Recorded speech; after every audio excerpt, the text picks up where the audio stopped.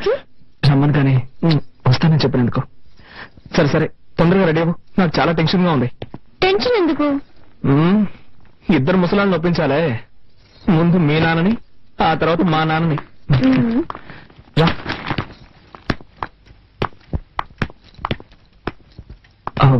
Uncle నేను బయలుదేరుతున్నాను. బయలుదేరు. ఉమెన్ కూడా తీసుకెళ్తున్నాను. దేనికి? Uncle she's my wife uncle. అది ఇప్పుడు గుర్తుకొచ్చిందా? నేను నీ భార్యను తీసుకెళ్లదని చెప్పడం లేదు. తీసుకెళ్లే ముందు మీ అమ్మ నాన్న రమ్మని చెప్పు. నేను ఊళ్ళో పెద్దలను పిలిచి పంచాయతీ పెట్టిస్తాను, అప్పుడు సంతోషంగా తీసుకెళ్తాను. నా పిల్లని తీసుకెళ్ళడానికి నేనెందుకండి పంచాయతీ అదేది అంటూ? జీవితంలో ఒకసారి తప్పు చేశాను, మళ్ళీ ఆ తప్పు చేయకూడదు కదా, అందుకే.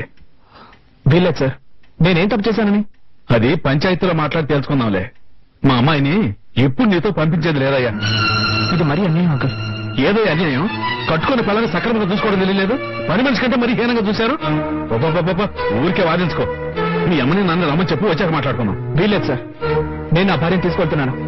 ఉన్నట్టుండి పిల్లల మీద ఎంత ప్రేమ పుట్టుకొచ్చిందేంటి? ఏ మీ వీధిలో ఉన్న వాళ్ళంతా కాంటిని చుమ్మేశారా? ఇలా చూడండి అంకుల్, నేను ఇతరుల కోసం బతికేవాడిని కాదు, నేనుగా ఇష్టపడి నా భార్యను తీసుకెళ్తున్నాను. ఇప్పుడు మీరు పంపిస్తారా పంపించరా? ఇంత జరిగాక ఒక విషయం చెప్తున్నా విను. మీ అమ్మ నాన్నలు రానక్కర్లేదు. ఒక మంచి డాక్టర్ దగ్గరికి వెళ్ళి నువ్వు మగాడిని సర్టిఫికేట్ తీసుకురా. ఏనాడా ఏం మాట్లాడుతున్నావు నువ్వు?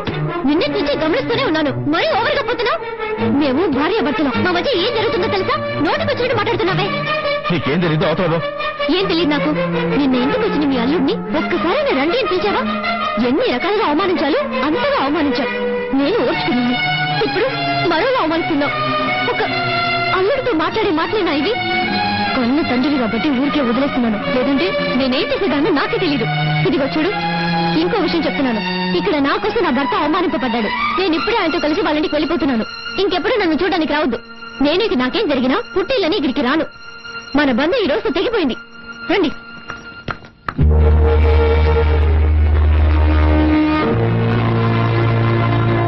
ఇలా మాట్లాడాల్సిందే రాదు. అలాగే మాట్లాడాలమ్మా. అదే మన ఇంటికి రాకపోయినా పర్వాలేదు, అత్త వాళ్ళ ఇంట్లో సంతోషంగా ఉండాలి. ఉంటుందమ్మా. ఇక నాకు నా బిడ్డ గురించి గాని నా అల్లుడి గురించి గాని దిగులే లేదు.